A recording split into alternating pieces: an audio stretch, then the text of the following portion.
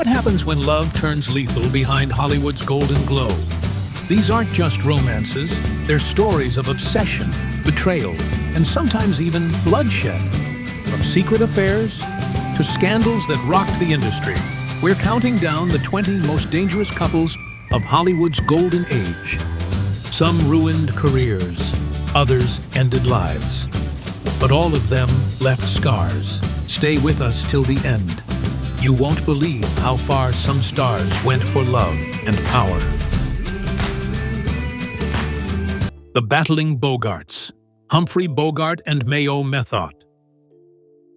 Before Lauren Bacall, before Casablanca fame immortalized his cool demeanor, Humphrey Bogart was caught in a marriage that was anything but smooth.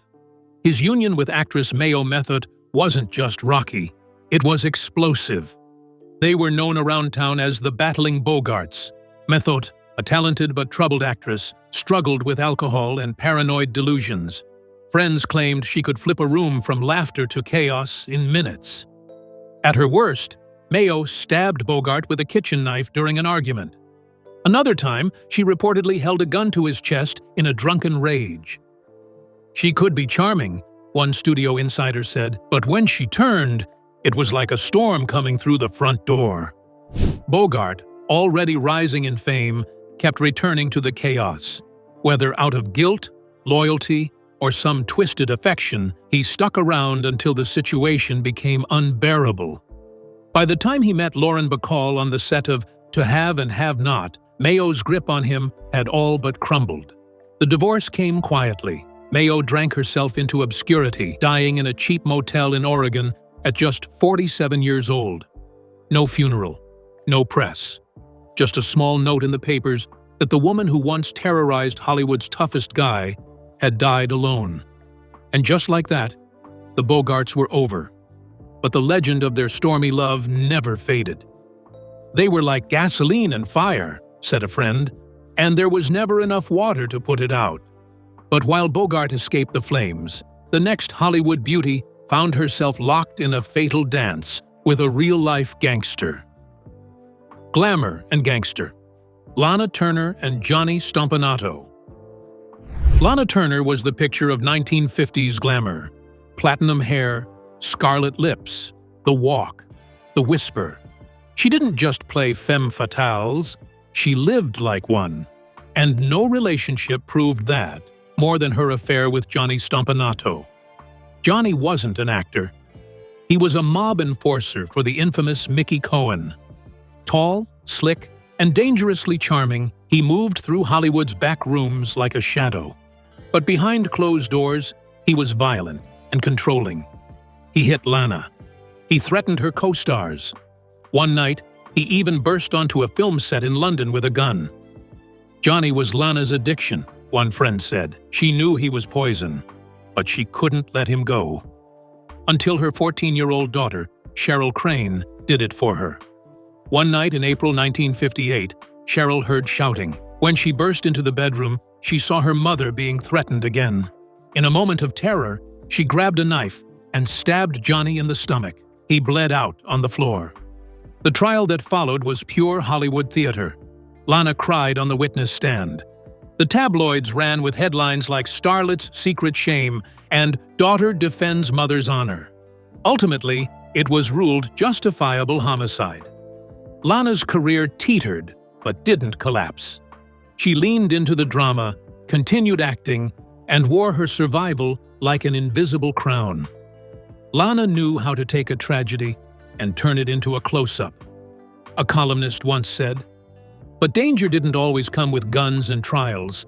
Sometimes it came with jealousy, obsession, and the flash of a blade in a train station. Obsession and Rage, Lupe Velez and Gary Cooper. She was known as the Mexican Spitfire. He was the all-American heartthrob.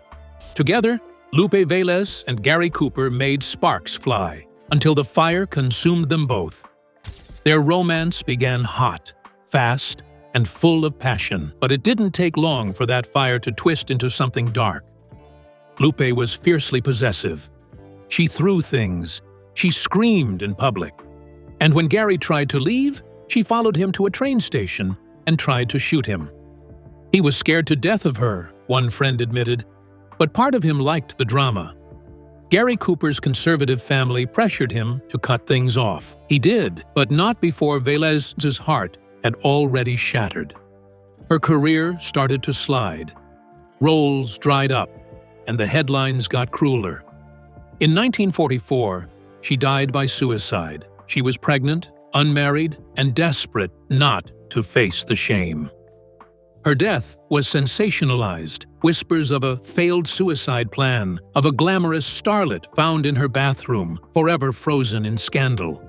She gave everything to Hollywood, a director once said, but Hollywood gave nothing back. While Lupe's end was tragic and lonely, another star was quietly enduring years of pain behind the perfect Hollywood smile and a bitter husband in decline. Stardom and scorn. Barbara Stanwyck and Frank Fay. Barbara Stanwyck was a rising star, fierce and focused. Frank Fay, once a top vaudeville comedian, was fading fast. When they married, the cracks began to show almost immediately. Fay resented her success. He drank constantly. He hit her. Friends claimed the abuse was so bad that at one party, Fay was thrown into the swimming pool by fellow actors disgusted by his behavior. Barbara wouldn't talk about it, one friend said. She just got quiet and worked harder. They adopted a son, hoping to mend things, but even that became another fracture. Frank resented the child. Barbara did everything, alone. Eventually, she walked away. But the damage lingered. Stanwyck, for all her power and presence, never remarried. Their bitter relationship is said to have inspired the character of Norman Maine in A Star is Born, the washed-up husband dragging down the star he once loved. She climbed the ladder while he pulled it out from under her, one producer noted. But while Stanwyck escaped with her career intact, another icon found herself trapped in a love story soaked in debt, scandal, and betrayal. Debts and desperation. Rita Hayworth and Dick Haymes. Rita Hayworth was Hollywood's goddess, a dream girl in satin gloves. But off-screen, her life was riddled with pain, and no chapter was darker than her marriage to Dick Haymes. Haymes was a singer, charismatic, handsome, and drowning in debt.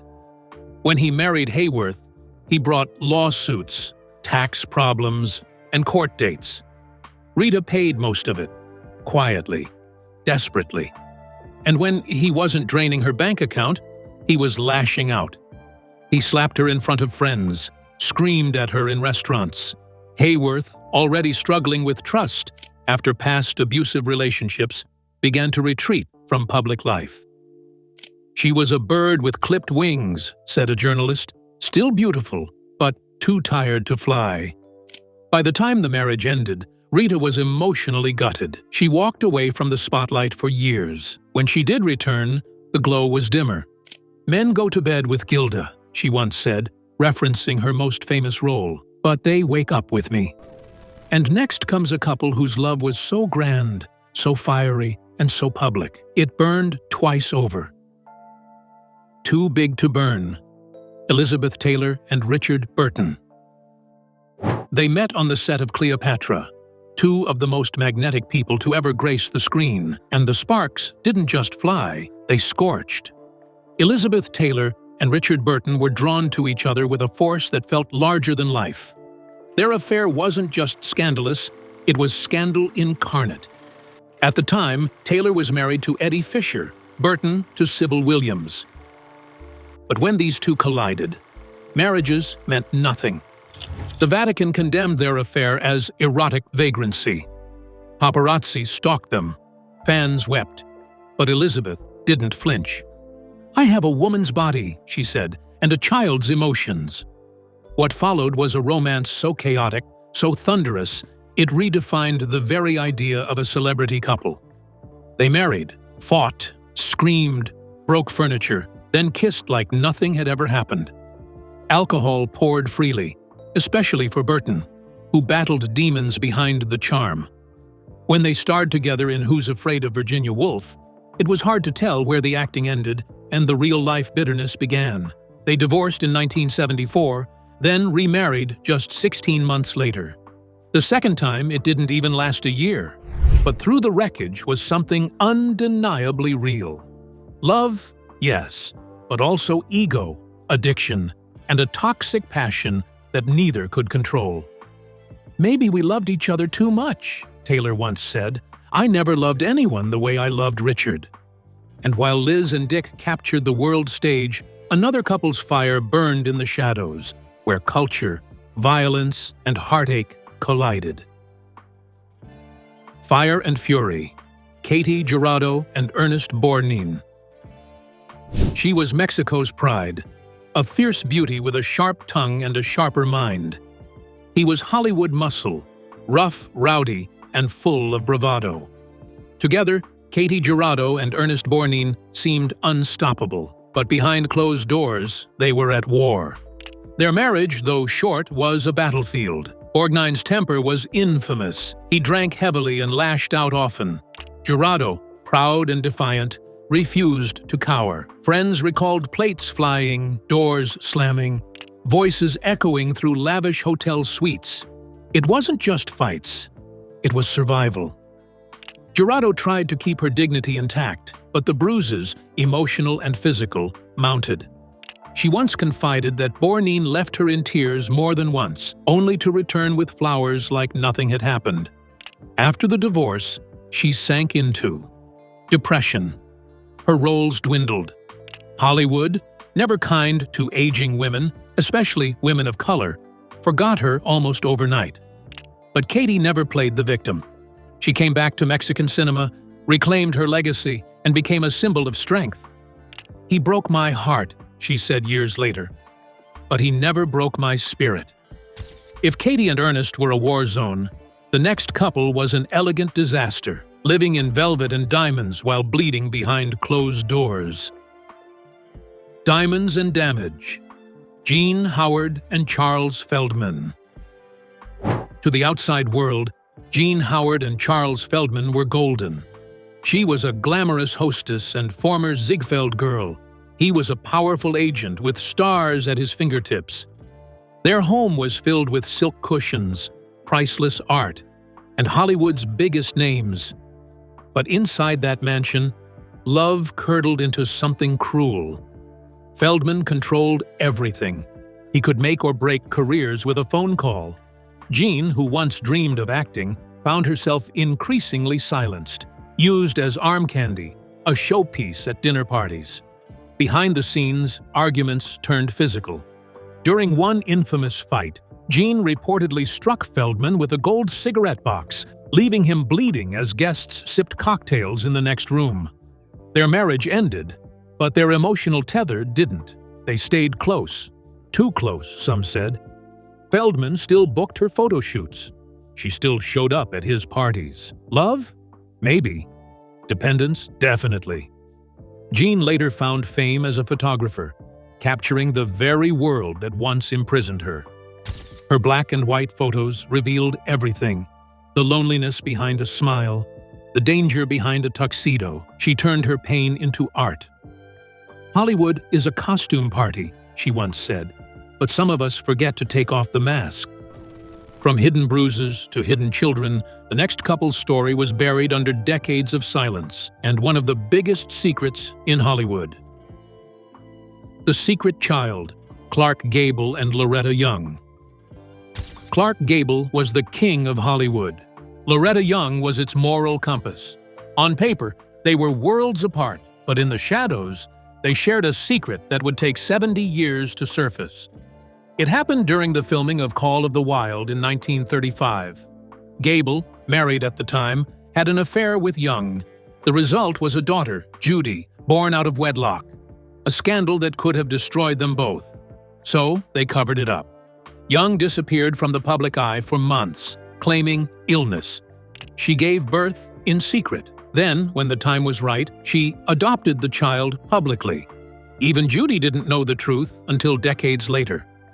The guilt haunted Loretta. She lived a devout Catholic life, but some said she never forgave herself. Gable, he never acknowledged the child. To him, it was over and done. The revelation finally came after both stars had died. Their reputations were shaken, but not broken. In some ways, it made them more human, fallible, real. "I wasn't ashamed of my mother," Judy said. "I was proud she chose to protect me." But while Gable and Young kept their sins in the dark, the next couple put theirs on screen, blurring art, love, and betrayal in a masterpiece of heartbreak. Beauty and the Brain, Orson Welles and Rita Hayworth. Rita Hayworth was a dream. Orson Welles was a genius. Together, they were supposed to be unstoppable. Instead, they were incompatible in all the wrong ways. They married in 1943. At first, it was electric. He adored her beauty. She admired his brilliance. But admiration turned to isolation. Welles, constantly working or vanishing into creative frenzies, left Rita feeling abandoned. She needed affection. He needed space. He cheated. She withdrew. They barely spoke. When they collaborated on The Lady from Shanghai, the lines between fiction and truth vanished. He directed her in a role that mirrored their broken marriage, cold, distant, manipulative. The film flopped, and so did the marriage. "He loved Rita Hayworth," she once said, "but he didn't love me." The divorce came in 1947. Welles went on to battle Hollywood for control of his art. Hayworth, struggling with mental illness and addiction, drifted into quieter roles until Alzheimer's stole her memory. "Men fell in love with Gilda," she said, "but I woke up alone." From broken promises to broken bottles, the next couple's love would leave one of music's greatest legends forever haunted. Sinatra's Wild Ride, Frank Sinatra and Ava Gardner. When Frank Sinatra met Ava Gardner, it wasn't love at first sight, it was combustion. He was the blue-eyed crooner with a temper, and she was the southern siren with a fire no man could tame. Together, they were chaos in evening wear. Their affair began in scandal. Sinatra was still married to Nancy, his childhood sweetheart. Ava didn't care. Neither did Frank. "I love her," he said bluntly, "and that's all there is." Hollywood was outraged. Catholic groups protested. Fans turned their backs. Sinatra's career nosedived. His record sales dropped. Movie offers vanished. But Ava stuck by him, even landing him his comeback role in From Here to Eternity by pulling strings behind closed doors. But their marriage?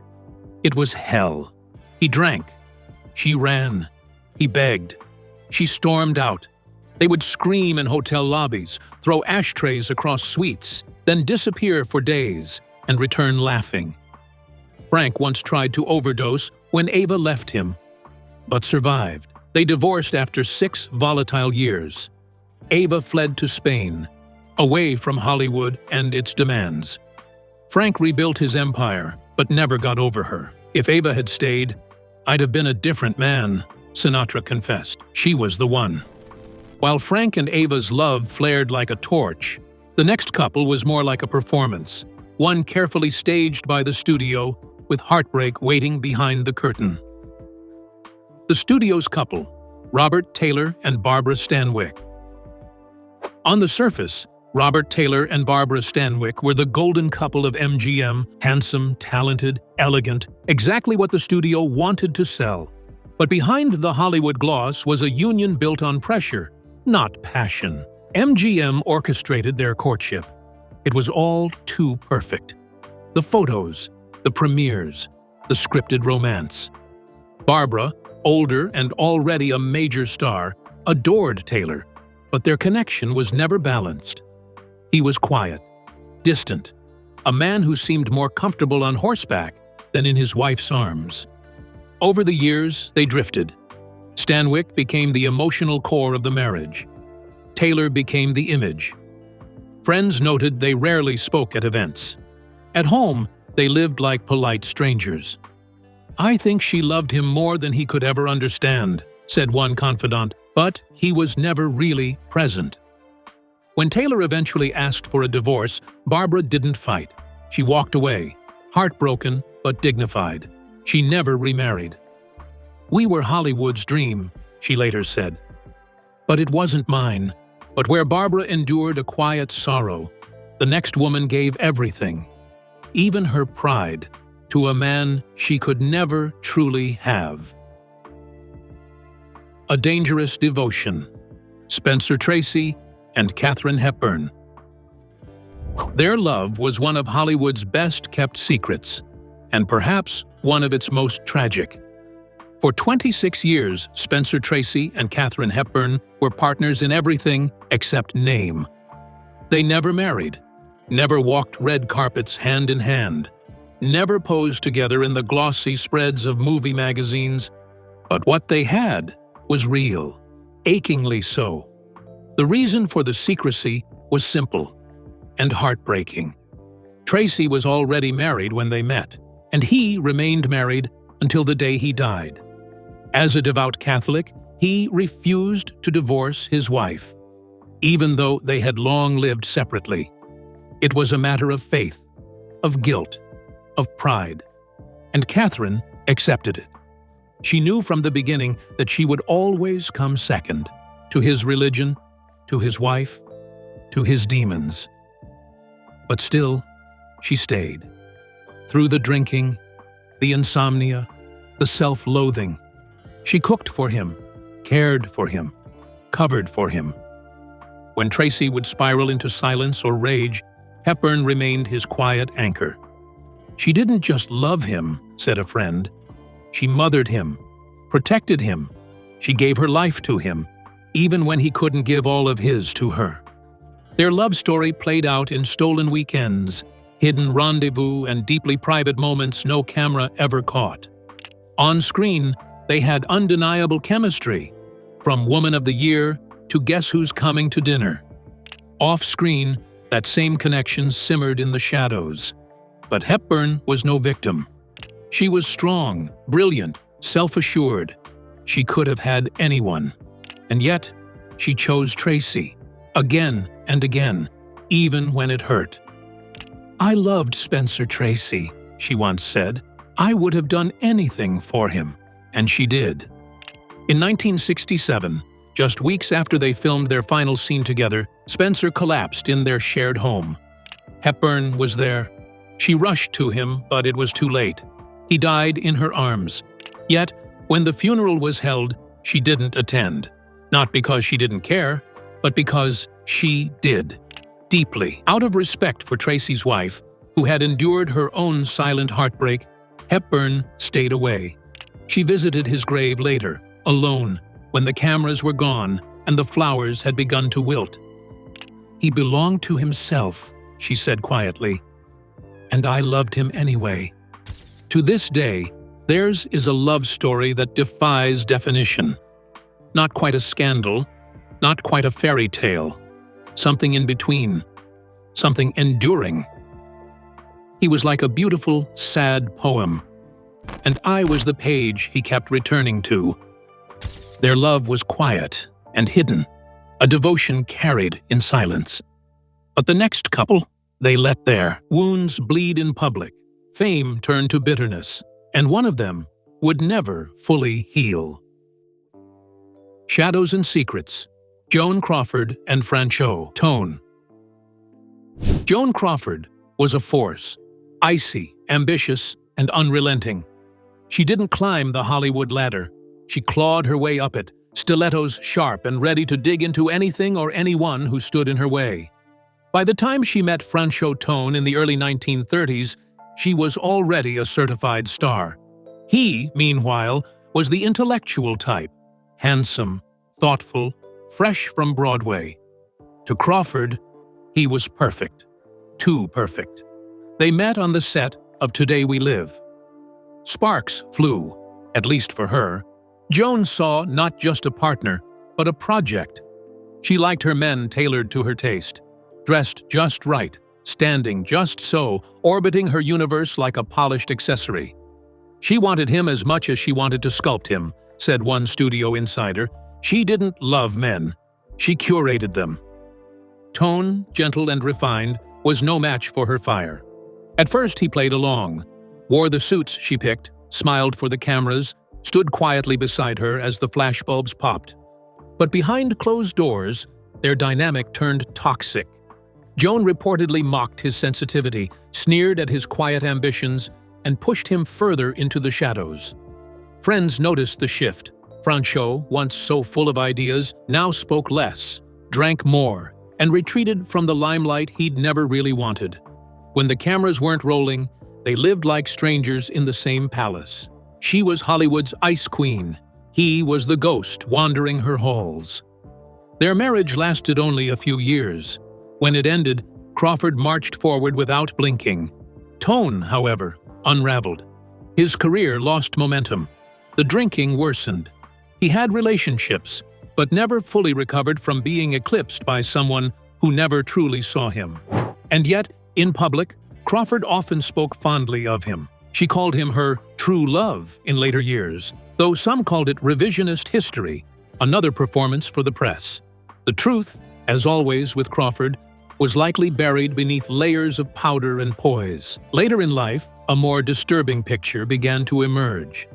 Her adopted daughter, Christina, would famously publish Mommy Dearest, a memoir alleging that Crawford was not just controlling, but abusive, even monstrous.